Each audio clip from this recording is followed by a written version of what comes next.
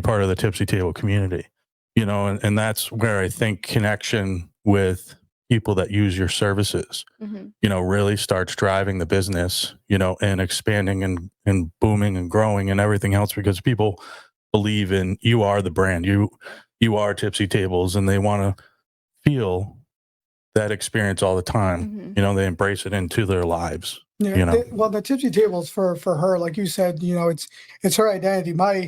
My service and everything for me is a secondary order effect. You know what I mean? Which I always wanted to make sure that she knew that she's the owner, she's the brain behind the operation, and she is Tipsy Tables.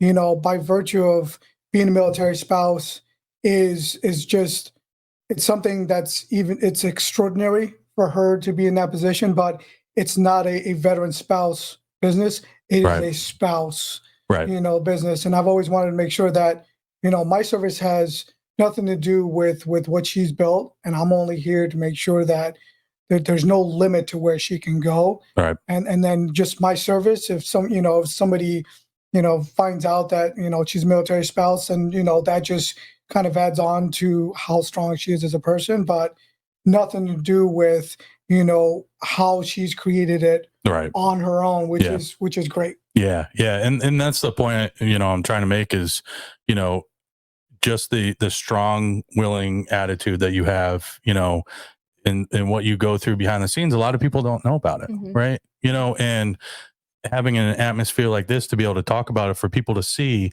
okay, Tipsy Tables is going through a lot, right? Tipsy Tables is, going through those ebbs and flows, right? And it's not just a pop-up business that came out of nowhere. Like, there's purpose behind it and meaning behind it and everything else.